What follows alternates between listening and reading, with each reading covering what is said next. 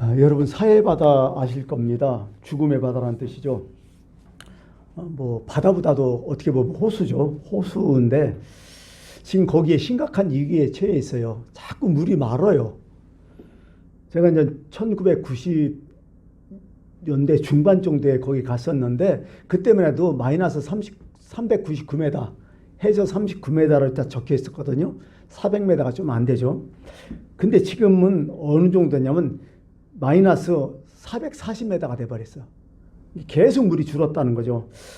1년에 한 1m씩 낮아지고 있대요. 사해바다 물이 자꾸 기온은 막 증발되고 물 소비는 많고 그러니까 물 분쟁이 좀 많이 난다 하더라고요.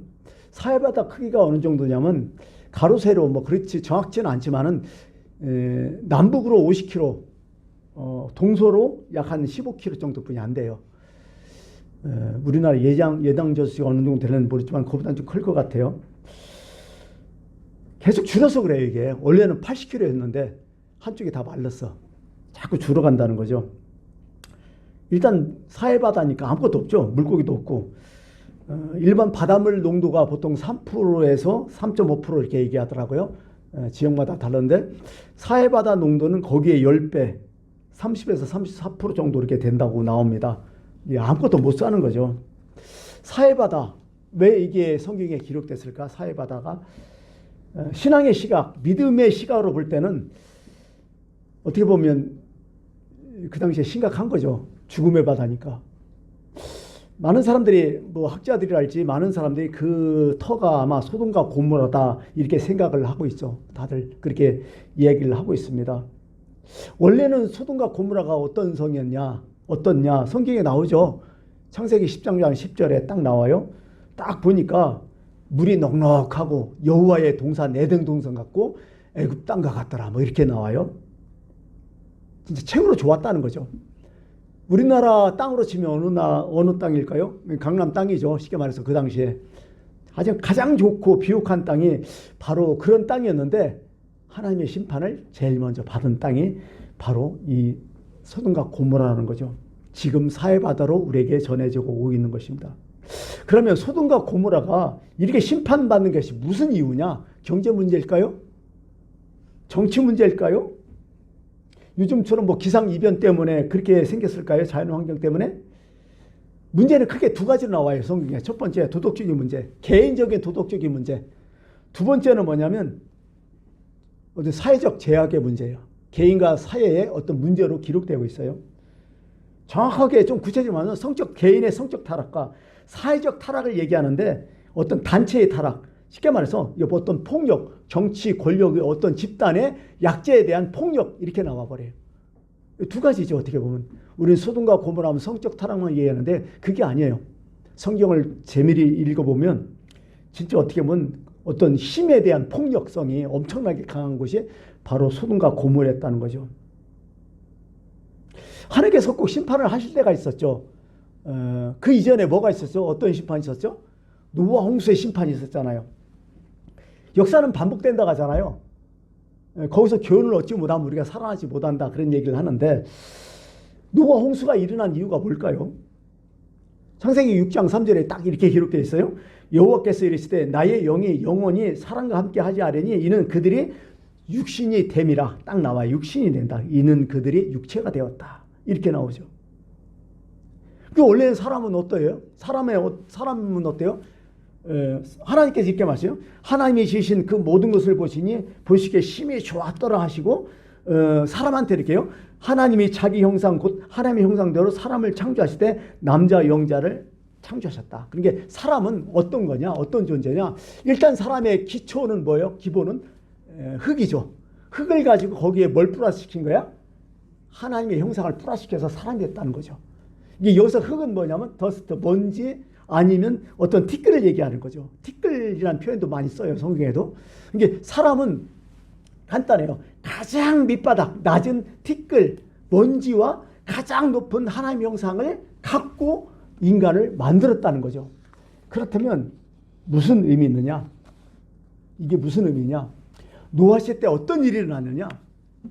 사람이 살면 살수록 하나님의 형상이 자꾸 부각돼야 되는데 하나님의 형상은 자꾸 죽어버리고 뭐가 나와요? 티끌, 먼지, 흙만 자꾸 나오는 거야. 그게 소마야. 육체라고 해요.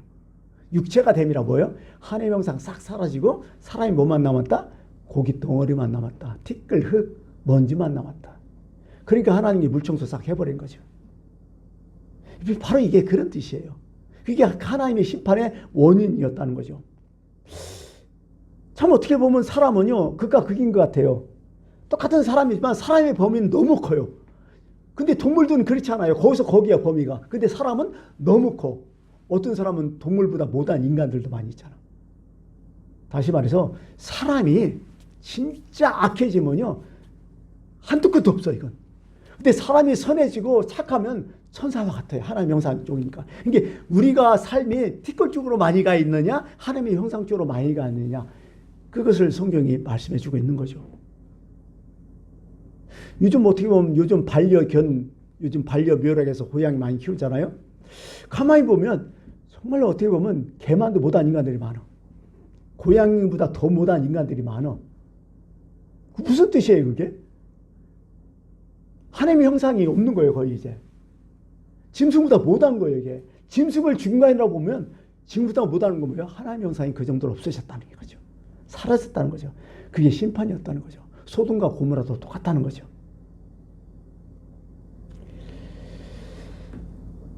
어떻게 보면 여기 보면 소돔과 고모라 성을 얘기할 때 동물의 세계에도 볼 수 없는 성적 타락이 이루어지잖아요. 동물은 그렇지 않잖아요. 사기치고 폭력을 막 엄토를 강하고 뭐 이런 거죠. 소돔과 고모라에서 나오는 어떤 용어가 하나 있죠. 소도마이트라고, 소돔이라고 이런 용어가 있어요. 요즘 뭐 공식적 용어예요. 소도마이트, 소돔이 이런 용어를 많이 쓰는데 이게 뭐예요? 음란죄의 대명사가 되고 있어요 지금. 예, 동성연애, 어떤 수간 이런 것들이죠. 변태적인 성욕 뭐 이런 것을 소도마이트, 소돔이라고 얘기해요 보통. 근데 여러분 동성연애라든지 짐승하고 하는 규합 이런 거 요즘만 있는 거 아니에요. 성경에 다 기록되어 있어요. 특히 레위기에는 아주 똑바르게 했어요. 남자와 남자가 동침하든지 여자가 동침하면 죽일지니라 이렇게 딱 나오고요. 너는 짐승과 교합하여 자기를 더럽히지 말라 하면서 이렇게 다 이런 게 다 나와 버려요. 이게 인간 역사랑 같이 움직이는 것 같아요. 이게 오늘날 갑자기 확 생긴 게 아니라 서서히 인간이 이렇게 된다는 거죠. 어떻게 보면 이 당시에 소돔과 고모라가 이 모든 것이 만연했다는 거죠. 성범죄뿐만 아니라 힘없는 사람들을 막 너무 괴롭다는 거예요. 사회적 폭력성. 오늘 이 보니까 창세기 19장에 그 얘기가 쭉 나오잖아. 19장 4, 5절에 그들이 늦기 전에 그 성 사람 곧 소돔 백성들이 노소를 막론하고 원근에 다 모였다고 나와요. 또 노세 집이겠죠. 노세 집에 다 모여 에워싸고 노소를 부르고 그 얘기를 해. 오늘 밤에 내게 온 사람들이 어디 있냐 이끌어내라. 내가 그들을 상관하리라. 여기서 상관은 뭐냐면 야다라는 용어를 써요. 히브리 말로. 무슨 얘기예요? 성폭행하겠다는 뜻이야. 이렇게 기록이 돼요. 그러니까 어떻게 외부인이 딱 왔어요. 사회적 약자겠죠. 근데 어떤 조직이 와갖고 그 사람들을 뭐야? 이끌어내고 성폭행을 하고 그냥 아주 억압을 하는 거죠. 이게 소돔의 모습이었다는 거죠. 이거 덜 참을 수 없다는 거죠. 하나님은 도저히 안 된다는 거죠. 그래서 유황불을 내려서 소돔과 고모라 성을 멸망했다는 거죠. 그럼 한번 따져봐요.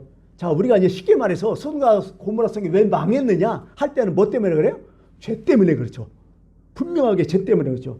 근데 성경을 좀 읽어보면 좀 더 깊게 들어가요. 뭐냐면 왜 그랬냐? 회개하지 않았기 때문에 그것도 나와요. 계속 읽어보면. 회개하지 않았다. 첫 번째는 죄악 때문에 그랬다. 망한 이유가. 두 번째는 회개하지 않았다는 거죠.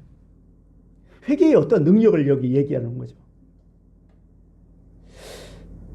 예수님께서도 소돔과 고모라 성에 대해서 언급하셨잖아요. 두 번이나. 마태복음 10장 15절에 이렇게 나와요. 내가 진실로 너에게 이르노니 심판날에 소돔과 고모라 땅이 그 성보다 견디기 쉬우리라. 무슨 얘기냐면 제자들을 다 보내서 전도를 막 시켰어요. 전도하는데 사람들이 거절해. 막 반발해. 박해해. 그때 예수님이 하신 말씀이요. 이 성이 소돔과 고모라 성에 견디기 어렵다. 이 성이 더 멸망할 것이다. 이렇게 얘기해요. 또 두 번째는 예수님이 너무 속상해갖고 내가 너에게 이르노니 쭉 하면서요. 심판날에 소돔과 고모라가 너보다 근데 쉬우리라 이렇게 얘기하면서 뭐냐면 그 예수님이 사셨던 곳이 어디냐면 갈릴리 주변 바다였잖아요. 거기에 이런 쭉 갈릴리 바다에 나오는데 뭐 화이실저 고라시나 베세데야 뭐 쭉 나오는데요. 그 성들이 예수님을 더 영접하지 않은가, 더 박해하고 회개도 안 하고. 그럴 때 예수님께서 그 말씀하시면 소돔과 고모라 성이 너희보다 더 낫다, 이런 얘기예요. 쉽게 말해서요. 이렇게 예수님이 오늘 이렇게 표현을 하는 거죠. 예. 여러분, 회개가 왜 없었을까요? 이거 읽기 전에 성경에서 쭉 읽어보면요, 성경 용어가 참 재미있는데요. 끝내 회개가 없는 것을 성경에는 악으로 봐요. 우리가 보통 뭐 악한 일 했다 그럴 때 악으로 보지만은요, 성경에서는 그렇게 안 봐요. 희한하게 내가 악한 일을 할 수 있다는 거야, 인간인지라. 근데 그것을 회개하지 않았을 때 그때 악으로 본다는 거야. 이것도 참 귀중한 진리 같아요. 예, 이게 회개라는 게 뭔지 우리에게 가르쳐 주고 있는 거죠. 그래서 성경은 악하다 할 때는 이 사람 회개하지 않았다는 걸 용하고 같은 용어로 쓰인다는 거죠. 참, 그러면 성경에 보면서 오늘 이게 눕기를 보면서 눕기 이 내용을 보면서 왜 회개가 없는 이유가 뭐냐? 여기서 보면 사이들이 나와요. 누세 사이들이 있다 보면요, 이 메시지를 전했잖아요. 그들이 뭐예요? 창세기 19장 10절에 이렇게 나와요. 룻이 나가서 그 딸들과 결혼할 사이들에게 말하여 이르기를 여호와께서 이 성을 멸하실 터이니 너희는 일어나 이곳에서 떠나라니 그 사이들이 뭘로 여겼어요? 농담으로 여겼더라 나와요. 농담으로. 이거 뭐예요? 한마디로 불신이야. 하나님의 말씀을 농담으로 여긴 거예요. 심판을 농담으로 여긴 거예요. 이거 어쩔 수 없다는 거예요, 이건. 이거에 비교된 소돔과 고모라 성과 비교된 성이 또 하나 있는데요. 이 니느웨 성을 얘기할 수 있어요. 회개라고 놓을 때는요, 소돔과 고모라 성과 니느웨 성을 어떤 비교할 수가 있어요. 자, 니느웨 성은 어떤 성이에요? 그 당시에 아수르의 수도였어요. 근데 그 당시에 아수르가 어느 나라였냐면 가장 포악하고 가장 나쁜 나라, 아직 그냥 극한에 치닫는 나라가 바로 이 아수르였어요. 그러니까 요나가 하나님께서 야 니느웨에 가서 너 회개 선포하고 그들에게 하나님 말씀 접하라는 게, 니느웨가 어디로 도망가요? 다시스로 막 먼 곳으로 도망갔던 이유를 이해해야 돼요. 그걸 그냥 안 도망간 게 아니라 진짜 못했던 거야. 이거 너무 심각한 나라니까. 저 나라는 죽어도 싸다는 거야. 요나도 그 정도로 니느웨 성이 악한 거예요. 근데 어떻게 해요? 결국 요나가 가서 회개를 선포하니까 어떻게 해요? 왕들부터 시작해서 모든 백성이 회개하니까 하나님 딱 용서해 주잖아요. 회개의 능력을 얘기하는 거예요. 근데 소돔과 고모라는 전혀 아니었잖아요. 결국 그렇다는 거죠. 이게 회개가 얼마나 중요한지를 성경에서 이렇게 또 말씀을 해주고 있는 거죠. 그러면 첫 번째, 이제 소돔과 고모라가 망한 이유, 첫 번째 뭐라겠죠? 죄 때문에. 맞죠? 두 번째, 죄졌지만 회개가 없어요. 세 번째 뭘까요? 오늘 말씀처럼 의인이 없어서 그래요. 의인이 없어서 망한 거야. 세 가지가 막 있어서 망한 거야. 제가 죄 때문에 망했고, 회개가 없어서 망했고, 의인이 없어서 망했다는 거예요. 마지막 보려는 의인이라는 거예요, 성경은. 오늘 그걸 여기 얘기하시는 거죠. 마지막에. 자, 아브라함이 이제 천사를 영접하고, 이제 천사는 떠나고, 이제 천사가 이제 말했잖아요. 소돔과 고모라가 명을 받아. 그러자 아브라함이 하나님께 기도하잖아요. 중보 기도하잖아요. 왜 그래요? 거기에 누구 때문에? 소돔과 고모라 때문에 그런 게 아니라 뭐 때문에? 룻이 거기 살고 있잖아. 자기 피부치 조카가 살고 있잖아요. 근데 아브라함의 이 오늘 말씀에 아브라함의 기도가 상식적으로 생각할 때요, 좀 그런 기도는 아닌 것 같아요. 우리가 볼 때. 자, 우리는 이런 상황에서 어떻게 기도해요? 아유, 하나님, 그 소돔과 고모라에 내 조카 룻이 살고 있는데 우리 룻과 가족들을 좀 살려주십시오. 이런 기도 안 나와요? 반드시 그러잖아요. 그놈들 참 나쁜 놈들 알고 있습니다. 저도 그놈들 지금 죽어도 쌉니다. 근데요, 소돔과 고모라에 롯이 있는데 하나님 좀 그들만이라도 살려주십시오. 이런 기도 나오잖아요. 근데 아브라함 전혀 아니고 어떤 기도가 나와요? 그 성에 대한 기도가 나와버린 거예요. 그러니까 얘기를 하는 거죠. 그러면서 상당히 논리적이고 막 어떻게 보면 논리적이지만 그 하나님 앞에서 벌벌 떠는 모습, 겸손한 모습으로 기도하는 걸 여기 볼 수 있잖아요. 18장 24절에 이렇게 나오죠. 그 성 중에 의인 50명이 있을지라도 주께서 그것을 멸하시고 그 50의인을 위하여 용서하지 아니하시리까. 하나님 의인과 악인을 같이 죽인 거, 그거 논리적으로 맞지 않는 거 아닙니까? 하나님의 공의에도 맞지 않는가? 이렇게 따지더니요, 그죠? 그랬더니 하나님 뭐래? 아, 그래? 의인 50명 있으면 내가 멸하지 않을 거야. 그 의인을 봐서라도 내가 봐줄게. 이렇게 하나님 말씀하시는 거죠. 왜 아브라함은요 50명을 꺼내 들었을까요? 의인 50명? 그 근거가 뭐예요 도대체? 나중에 10명까지 갔죠?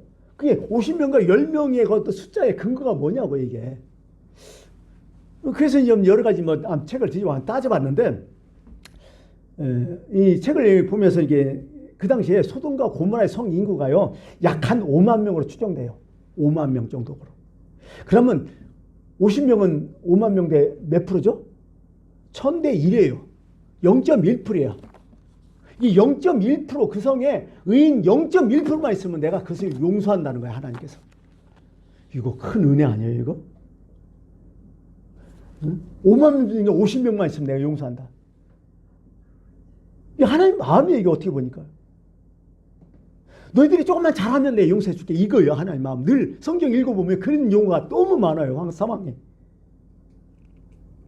근데 이제 그 다음부터 이제 아브라함이 갈등을 느끼는 거죠. 가만히 보니까 50명 너무 안 될 것 같아. 슬금슬금 하죠. 45명. 하나님 45명이요. 하나님 너무 죄송해요. 아이고 염치불구하고 내가 다시 한번 하나님 40명이요. 하나님 그래 40명 좋다. 다시 해보니까 이래서는 안 될 것 같아. 이제 5명 깎다가 몇 명씩 깎아요? 10명씩 또 깎잖아요. 하나님 30명이요. 이게 아마 인터벌이 좀 길었을 것 같아요. 금방금방 얘기 안 했을 거야. 곰곰이 생각했을 거야. 그 다음에 조금 더 하나님 또 와가지고 하나님 20명이요 20명. 마지막에 누시 얘기죠. 아브라함이 10명은 어떻게 했냐. 창세기 32절에 나오죠. 아브라함이 또 이르되 주는 노하지 마옵소서 내가 이번만 더하리이다. 마지막입니다. 거기서 10명을 찾으시면 어찌하리라 하시나이까 이르실 때 내가 10명으로 말미암아 멸하지 아니하리라. 아마 아브라함도 별로 계산 다 했을 것 같아요. 자 10명 한번 계산해 봐요. 누굴까요? 너 아내 그래도 2딸 4명이죠. 또 사이들 2명 있으니까 6명 플러스 알파 4명. 아 최소한 그래도 소돔과 고모라에 4명은 더 있겠지 이렇게 생각했던 모양이야. 그렇지 않겠어요? 최소한. 예. 그래서 10명까지 했던 거죠. 물론 문헌을 찾아보면 그런 얘기가 있어요. 고대 중동 근동 지방에서 어떤 사회 구성원을 이렇게 만들 때요. 어떤 집단이라든지 그걸 만들 때 10명을 기준으로 했다는 그런 풍습 어떤 그런 관례가 인식이 있었던 거예요. 이게 아브라함도 거기에 따랐던 거죠. 어떻게 보면. 예. 의인 10명. 그러게요. 소돔과 고모라에 5만 명이 사는데 의인 10명도 없다는 것은 얼마나 그 사회가 얼마나 극에 치달은 악한지를 여러분 알 수 있고 또 두 번째는 생각하는 게 가만히 보니까 하나님의 심판 중에도 늘 자비는 있더라. 은혜는 있더라. 심판과 은혜를 같이 나가야 하나님은 항상. 그런 느낌을 여기서 딱 받았어요 저는. 어떻게 보면 핵심은 의인의 문제 아니에요? 예. 바로 이런 거죠. 여러분 우리가 인생을 살면서 그런 게 있잖아요. 우리는 사람이니까 서로 간에 장점도 있고 단점도 있어요. 잘한 것도 있고 못한 것도 있어요. 근데 사람들의 인식은 뭐예요? 못한 거 하나 딱 꼬투리 딱 잡으면 청문회 하듯이 딱 꼬투면 그거 갖고 물고 늘어지고 난리 났잖아요. 근데 하나님은 안 그렇더라 해보니까 의인 10명을 딱 생각하면서 어떤 생각이 드냐면 하나님은 사람의 어떤 장점 잘못하니까 잘한 걸 하나 딱 건지면 그거 물고 늘어지는 게 하나님이야. 이게 은혜라는 거예요. 이게 희한하잖아요. 이게 사람은 못한 걸 그거 막 아무리 잘했어도 10개 잘해서 하나 못한 거 막 그거 가지고 난리를 치는데 하나님은 10번 중에 9번 잘하면 한 번 딱 잘한 거 가지고 그거 하나 가지고 그 사람 구원시켰더라. 그 우편 강도 아니야 그런 것들이. 하나님 참 대단하신 분이에요. 참 그래요. 그게요 이 하나님의 시각이 참 아주 너무 감사한 거야. 저는 이게 읽을 때 여러분들이 성경 어떻게 있는지 모르지만 이런 감각들 너무 감사한 거야 이게. 아 그래 나는 이렇게 죽을 놈이지만 그래도 하나님이 나를 또 한 가지 귀한 걸 또 그것 때문에 나를 사랑하시는 이런 느낌을 받는 거예요. 머리도 한 가지 있으니까 하나님 그거 자꾸 늘어지는 거예요. 하나님은 야 얼마나 사랑스러워요 하나님이. 근데 그 전에 아마 이런 얘기를 좀 했을 거예요. 어떤 얘기냐면 그전에는 우리가 성적표 나오면 우수미양가 나왔잖아요. 국민학교 다닐 때 쭉 과목 다 우수미양가 이렇게 와서 뭐 너 수 몇 개냐 우가 몇 개냐 그거 알아요 그 시절? 면식이 되신 분들은 다 알 거야. 웃음이 안가 이렇게 나왔을 때 있어요. 다 요즘 일본의 잔재들이 다 없어졌는데 어떤 집에서 아들이 요즘 방학을 하니까 통지표 나오잖아요. 통지표 갖고 딱 보여줬어요. 아빠한테 딱 보여줬더니 이놈이 공부를 얼마나 했나 다 가야 가. 근데 딱 양이 하나 딱 있는 거야. 아빠가 들고 양이 하나 있어. 다 간데 양간데 다 양이 하나 딱 있어. 아빠가 고민하더니 뭐라고 한 줄 알아요? 아들아, 너무 한 과목에 집중하지 마라. 이해하시죠? 그게 하나님 마음으로 내 깨달았어. 사실 뭔가지 딱 있으면 그거 갖고 늘어지는 게 하나님이야. 내가 이거 보니까 소돔 땅 10명 얘기하는 거, 그렇구나, 하나님 이런 마음이었구나, 참 그렇구나. 그 10명만 보고 5만 명 용서하시는 하나님. 그 십계명에도 나와요. 나한테 불순종하고 우상 섬기면 3세까지 너를 멸하지만은 나를 사랑하고 내 계명을 지킨 자에게는 1000배까지 은혜를 베풀겠다. 이게 그 마음이거든. 이게 3세대와 1000대는 얘기 안 되잖아요. 사실은요. 그 마음이 하나님은 내가 보니까. 그래서 오늘 소돔과 고모라 이 10명 얘기하면서 내 새로운 느낌을 이제 받았어요. 이 말씀에. 아, 그런 거구나. 이렇게 그런 거구나. 몇 명 안 되지만 소수가 중요하구나. 세계 여행 다녀보면 느낌이 그래요. 친구들 전 뭐 여행을 많이 못 다니지만은 거의 세계는 뭐 거의 생각을 안고 있지만은 다녀보고 와서 그냥 그래도 우리나라가 좋아. 잘 살아. 유럽 다녀본 사람도 그래요. 유럽에 살다 보니까 아, 유럽 힘들어. 말이 그렇지. 거기 거품이 많아. 뭐 그렇더라고 얘기하더라고요. 우리나라가 진짜 살기 좋대요. 외국 나가보니까 알겠대 이제. 네, 그렇죠. 근데 여러분 생각해 보세요. 미국도 이제 세계 강대국 아니에요. 근데 저번에 코로나19 당하면서 한번 느낀 게 있잖아요. 미국 국민들 얼마나 바보 같고 얼마나 말 안 듣고 얼마나 깽판 치고 얼마나 골치 아픈 인종들인지. 근데 미국이 강대국이야. 왜 그럴까요? 미국이 온 국민이 전부 열심히 해서 그런 게 아니라 그중에 소수 몇 사람이 사실 미국을 이끌어간 사람이. 안 그래요? 몇 프로나 되겠어 그들을. 몇 명이 다 이끌어가는 거야. 사실은 어떻게 보면. 우리나라도요. 대다수 뭐 그 서민들 있지만은 그래도 정신 똑바로 바뀌고 의식이 있고 열심히 살고 정말 자기 할 일이 하는 그런 사람들이 있는 거야. 사실은 어떻게 보면 그 세계적으로도 그렇고 우리나라도 그렇고요.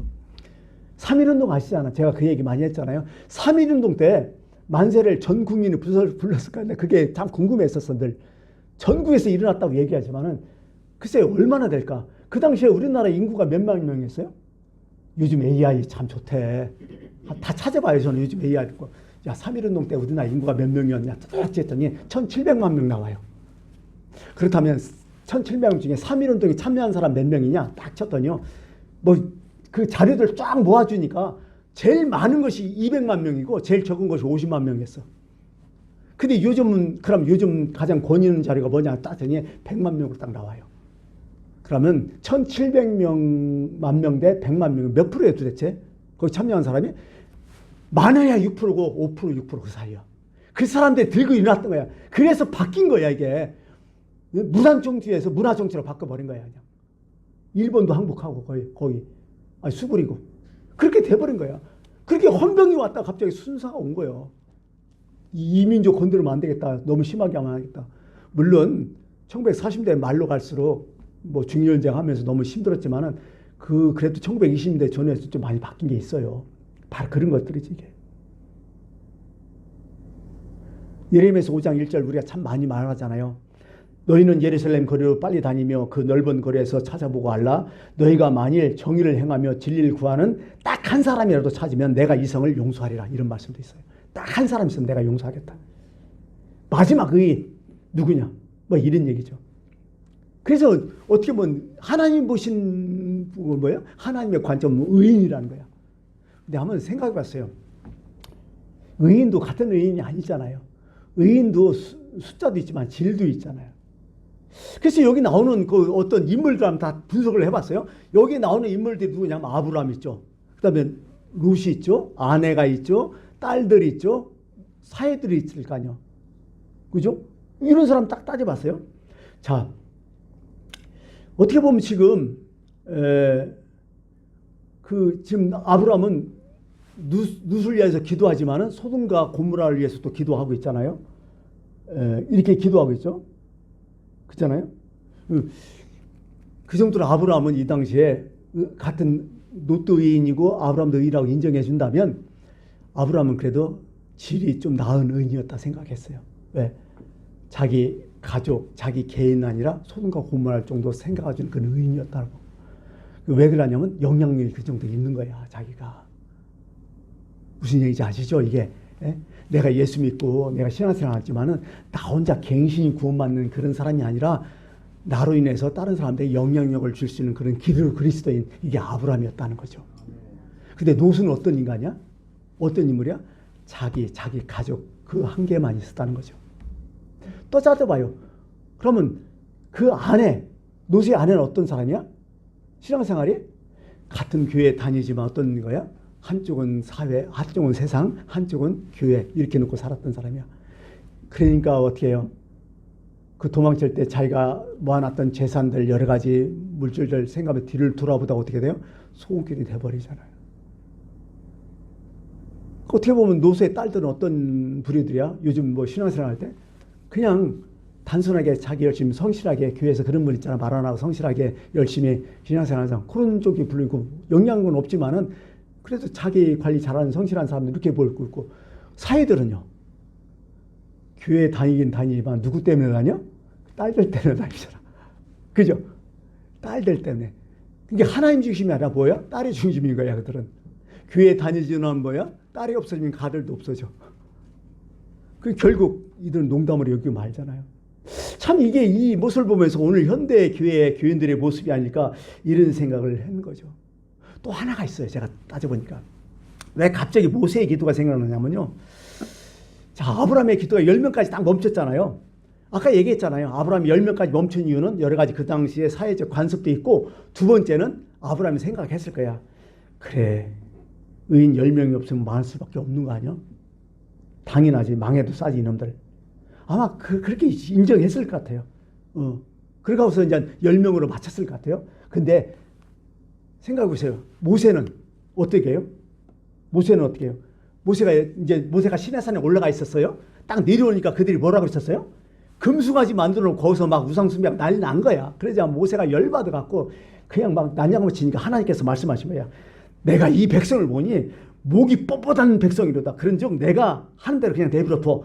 내가 그들에게 진노해 그들을 진멸하고 뭐요? 그들을 싹 죽여버리고 내가 너로 하여금 새 민족을 만들어서 내가 가나안 땅에 들어가라 말씀하신 거예요, 하나님이. 그럼 여러분들 어떻게 생각하시겠어요? 잘됐다 이놈들, 싸가지 없는 놈들 다 죽이고, 그래 내 후손 갖고 몇 사람이라도 같이 들어가자. 그래서 포기했을 거 아니야. 근데 모세는 그렇지 않았죠.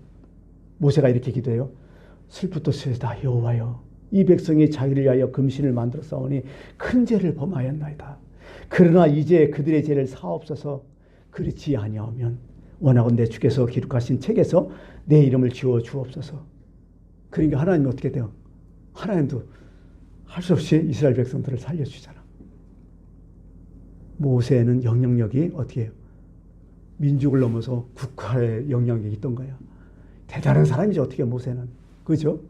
그래서 우리가 같은 신앙생활을 하지만은 정말 어떻게 보면 나만 구원시키는 그런 영향을 가지고 내가 신앙생활을 하는지, 아니면 아브라함처럼 이웃도 보고 사회도 보는 그 영향을 갖고 있는지, 아니면 모세처럼 더 크게 이 국가 민족을 생각하는지, 그거 해석이 가능할 것 같아요. 그죠? 이 말씀 보면서 참 그랬어요. 참 그랬어요. 모세는 참 대단한 사람이야.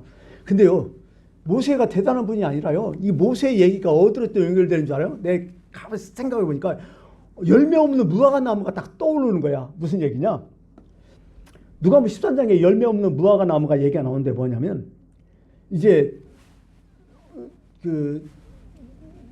무화과 나무를 심었어요. 여기서 무화과 나무를 심었다는 것은 작은 명목을 심은 게 아니라 큰 무화과 나무, 이미 열매를 달릴 수 있는 무화과 나무를 심었어. 근데 3년이나 무화과 나무가 달리지 않은 거야. 땅 주인이 와갖고 거기 관리하는 관리인에게 그런 거예요. 이거 다 뽑아 버리라고. 어떻게 이게 열매도 없고 땅만 버리고 있냐고. 딱 뽑아 다른 수종 심자고 딱 얘기하니까 거기 있던 그 관리하는 농부가 뭐라고 해요? 주인이여 그만두소서. 내가 올해 열심히 내가 일을 해갖고 내년에는 꼭 이게 열매를 달리게 하겠나이다. 그 얘기가 비유로 나오잖아요. 무슨 얘기야? 이게 예수님 마음이에요. 금년에 내버려 두소서. 내가 더 하겠습니다. 내가 너 다 보살피겠습니다. 이 마음이죠. 이 예수님 마음이에요, 사실은요. 어떻게 하다 보니까 시간이 갔어요, 또. 참 우리는 어떻게 보면 저도 그래. 저도 녹과 같은 믿음뿐이 안 되는 것 같아요. 여러분은 어떤 정도의 믿음 같아요? 근데요, 베드로서 2장 7절에 노세에서 이렇게 얘기해요. 우уп한 자들의 음란한 행실로 말미암아 고통당하는 의로운 놋을 건지셨으니, 이런 말씀에 의로운 놋이라고도 표현돼요. 베드로 후서에는 따져봤어요. 아니 베드로가 놋이 의롭다고? 뭐 때문에 의롭다고 할지 곰곰이 따져보다 두 가지가 나와요. 첫 번째 뭐냐? 그래도 천사의 말 잘 들었어요. 소돔과 고모라서는 아무도 안 들었는데 천사의 말 잘 들었잖아요. 하나님 말씀 잘 들었어요. 그것을 의로 여기셨다는 거야. 아브라함이 하나님 믿음이 그의 의로 여기셨다. 똑같은 얘기야. 또 두 번째는 뭐야? 그래도 이웃을 생각했다는 거야. 왜? 거기에 찾아온 손님들 영접했잖아요. 손님을 잘 대접했잖아요. 그 두 가지였어. 그러니까 하나님도 뭐예요? 의로운 놋이라고 다 인정해 줘 버리잖아. 어때요, 여러분? 참 하나님 마음을 여기서 읽을 수 있어요, 저는. 뭐 아브라함이 어떻게 기도했니 이걸 떠나서요. 하나님은 어떤 마음을 갖고 우리를 보실까? 이런 생각을 참 해봤어요. 어떻게 하면 놋도 불안불안했죠. 솔직한 얘기로. 그렇지만은 하나님 그렇게 안 보셨던 거야. 너 이거 잘했구나. 그래도 너 내 말 들었구나. 그래도 너 이웃 그래도 손님 대접해줬구나. 너 그래서 너는 의롭다. 너 참 잘했다. 이런 얘기야, 하나님은. 물론 좀 약간 부족한 게 간신히 자기만 구원받았다는 게 참 약간 부족하지만은 그럼에도 어때요? 이제 말씀을 마칠게요. 하나님 시선은 어디에 있을까요? 죄인한테 없어요. 의인한테 있지. 의인 한 사람이 있으면 그 의인한테 꽂히고 계셔. 악인이 뭐 1000만 명, 뭐 1억 명 있다 해도 의인 한 사람 거기에 하나님 꽂힌다는 거야. 그리고 그 의인을 그 사람이 퍼펙트 해갖고 완전히 의인이 아니야. 내가 보니까. 그 중에서 한 가지 잘한 것만 있으면 의인을 인정해줘, 하나님도. 하나님 보시기에 정말 합당한 거, 인정받는 그 무엇이 있는 사람들이 있어요. 그게 의인이야, 사실 보니까. 아브라함 믿음이 있었죠. 믿음의 조상 이삭은 뭐야? 어떤 겸손함, 성실함이 있었죠. 야곱은 뭐야? 어떤 간절한 마음이 있었잖아요. 이런 것들이야, 보니까. 모세는 뭐야? 딱 하나 온유한 마음이 있었잖아요. 모세가 완전하지 않았잖아요. 아브라함도 완전하지 않았잖아요. 다 알잖아, 우리가 성경 읽어서. 근데 하나에 딱 꽂히는 거야, 하나님은. 그래서 오늘 제가 말씀드린 것은 내가 하나님 앞에 하나님 나한테 꽂힐 수 있는 뭐 하나 꼭 있어야 돼요. 그거 꼭 갖고 있어야 돼요. 그거 여러분 갖고 신앙생활 하시길 간절히 바라겠습니다. 기도하겠습니다.